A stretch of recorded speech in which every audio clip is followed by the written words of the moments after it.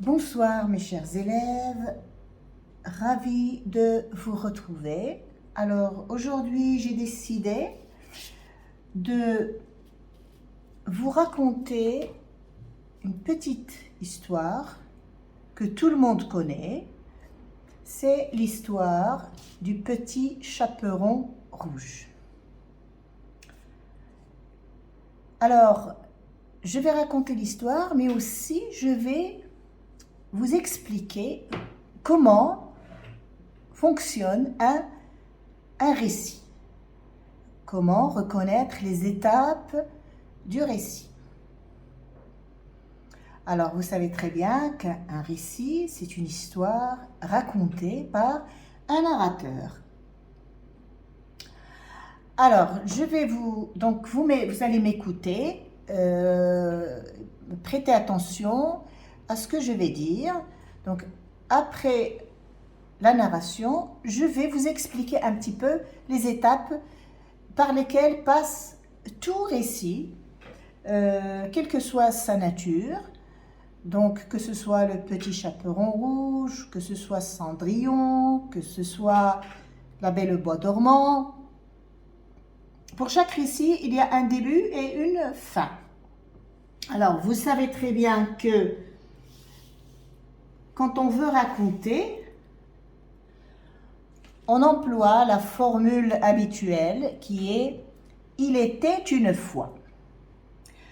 Alors, le narrateur, soit il dit « il était une fois », soit « il y a très longtemps », ou bien « jadis », ou bien « autrefois ». Donc, chacun commence son histoire donc à sa façon.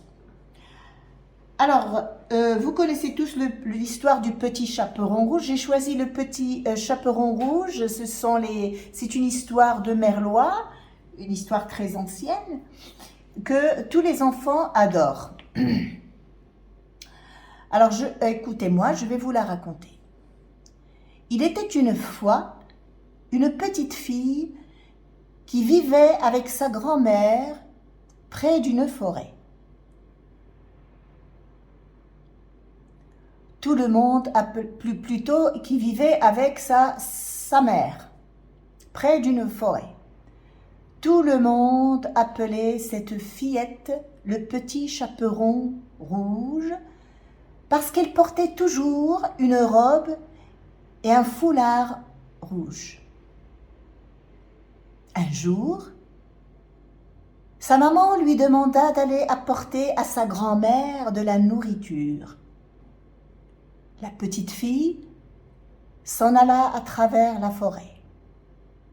Un méchant loup qui avait entendu la mère courut chez la grand-mère, il mangea la vieille femme, il s'habilla des vêtements de la grand-mère et se mit au lit de cette dernière. Il attendit le petit chaperon rouge. Quand la petite fille arriva, le méchant loup l'avala. Heureusement, un bûcheron qui apportait du bois à la vieille femme vit le loup manger la petite fille. Il ouvrit avec son couteau le ventre du loup et sauva le petit chaperon rouge et la grand-mère. Alors, comme vous l'avez remarqué, ici l'histoire elle est racontée d'une manière très simple. Donc, j'ai choisi de la raconter de cette façon parce que c'est pour les débutants, c'est pour les enfants qui qui n'ont pas un très bon niveau en français, un niveau avancé. Donc, c'est un niveau moyen, accessible à tous les enfants donc qui sont à l'école ou bien au collège. Alors, comme vous avez remarqué ici, le narrateur, il a commencé son récit par « il était une fois ». Ensuite, il a dit « un jour ». Ensuite, il est passé à un stade, c'est-à-dire à un stade un petit peu avancé, et à la fin, il a terminé par heureusement. Donc, vous remarquez qu'il y a une chronologie, donc des étapes successives dans le temps. Alors, pour chaque conte, mes chers élèves, je voudrais que vous compreniez que chaque conte a un début, un problème et enfin une solution. Je ne veux pas utiliser un métalangage un petit peu compliqué, dire par exemple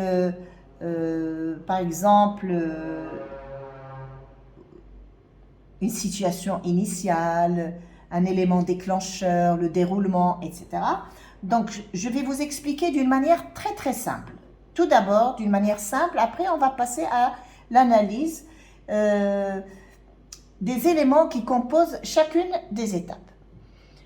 Alors, le récit, bien sûr, donc, commence par un début calme. Le début, c'est toujours calme. La situation initiale, elle est toujours calme. Il n'y a pas de problème. Tout va bien dans le meilleur des mondes. Donc, chaque récit commence de cette façon-là. Après, la deuxième étape, vient le problème, vient un élément déclencheur ou bien ce qu'on appelle l'élément perturbateur qui va changer les événements.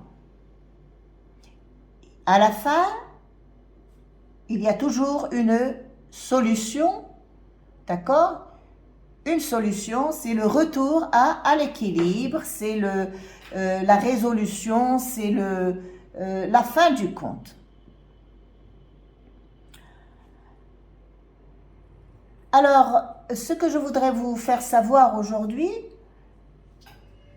donc c'est dans la première étape qui est le début du récit. Ici, le petit chaperon rouge parle à sa maman. Donc sa maman lui donne une mission, c'est d'aller apporter la nourriture à la grand-mère qui habite un petit peu loin de la maison. C'est ce qu'on appelle la situation initiale dans laquelle, le narrateur pose le cadre spatio-temporel. Qui, où, quand et quoi. Alors ici, qui, c'est le petit chaperon rouge, la maman, où, dans la maison, quand, un jour, autrefois, quoi, il s'agit de la nourriture. Donc dans la situation initiale, le personnage vit une situation normale où tout est en équilibre. Les éléments suivants doivent en principe faire partie de la situation initiale, la description du héros. Ici, le petit chaperon rouge, on le décrit, elle porte une robe rouge et un foulard. Donc, on parle de quelques caractéristiques physiques et psychologiques, on parle du lieu et l'action principale qui occupe le héros avant que sa vie soit perturbée.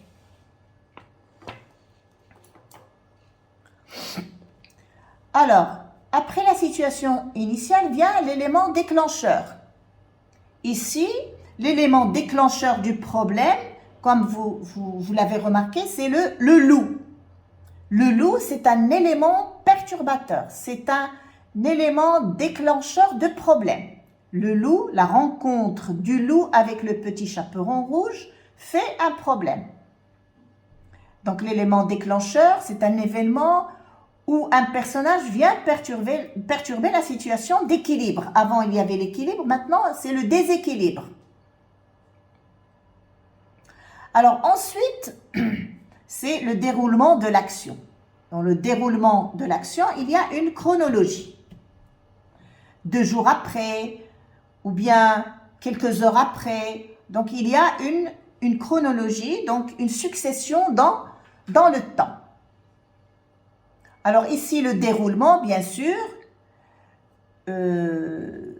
qui est une étape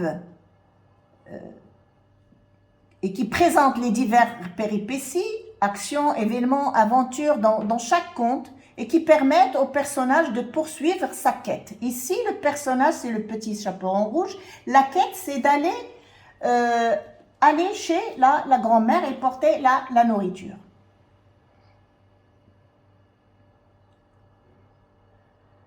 Alors, bien sûr, dans le déroulement, où le déroulement comprend les pensées, les paroles, les actions, les différents personnages en réaction,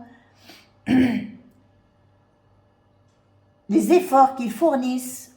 Donc tout ça, c'est le déroulement, c'est ce qu'on appelle le déroulement, ou bien les péripéties. On les appelle aussi les péripéties. Alors après cette étape, vient le dénouement. Il s'agit du moment où le personnage réussit ou échoue sa mission. Donc, dans le cas du petit chaperon rouge, dans le cas de cette histoire que je viens de vous lire, le personnage, il a échoué dans sa mission. C'est-à-dire que le loup l'a avalé. Donc, il a fini dans le ventre de cet animal, dans le ventre du loup. Alors, ce qu'on appelle la solution, c'est la fin, c'est le retour à l'équilibre. Le retour à l'équilibre. Ici, on vous dit, heureusement, un bûcheron qui apportait du bois à la vieille femme, il vit le loup manger la petite fille, il ouvrit avec son couteau le ventre du loup et sauva le petit chaperon rouge et la grand-mère. C'est ce qu'on appelle aussi la situation finale. La situation finale, donc c'est le retour à l'équilibre. Donc ce qu'il faut retenir, mes chers élèves, dans chaque récit, il y a d'abord le début. Le début, c'est ce qu'on appelle la situation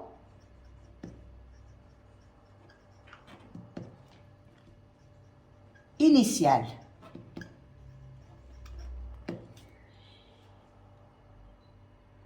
Il y a le problème,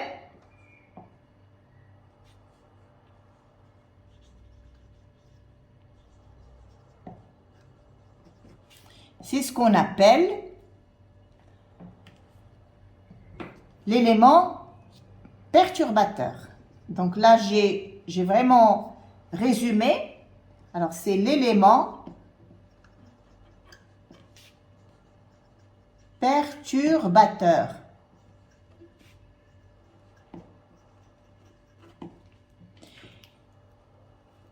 Et la solution,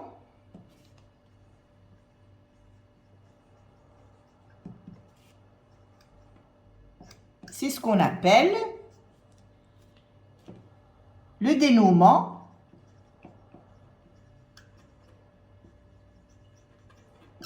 plus la situation finale.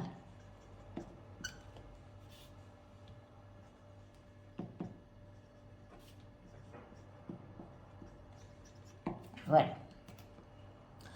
Donc, ce sont 3 étapes qu'il faut retenir. Dans chaque conte, il y a un début, un problème et une solution. Dans un récit, il faut toujours utiliser le passé simple et le passé composé pour raconter, l'imparfait pour décrire. Donc, je vais noter ça. 2 temps essentiels, le passé simple et le passé composé. Ça, ce sont 2 temps, c'est pour raconter.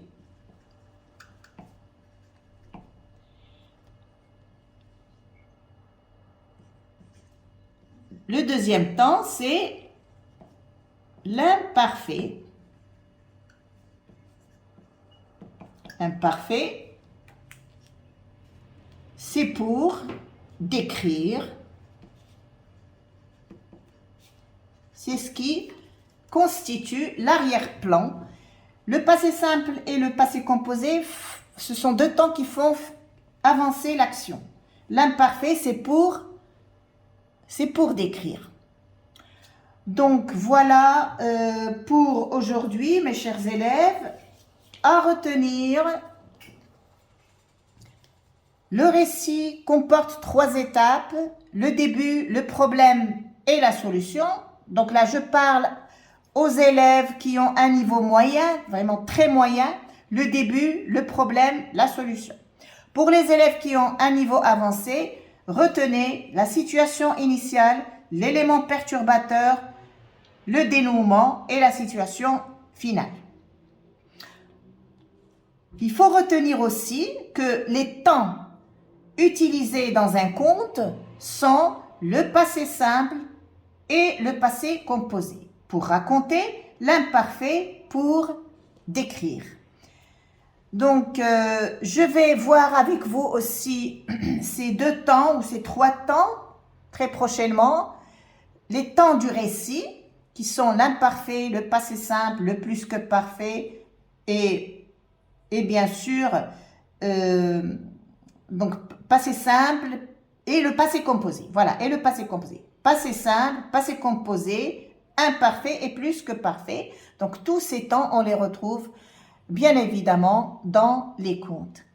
Mes chers élèves, j'espère que cette leçon vous a apporté des informations sur le conte. J'espère qu'elle vous a plu. Alors, je vous invite à vous abonner à ma chaîne.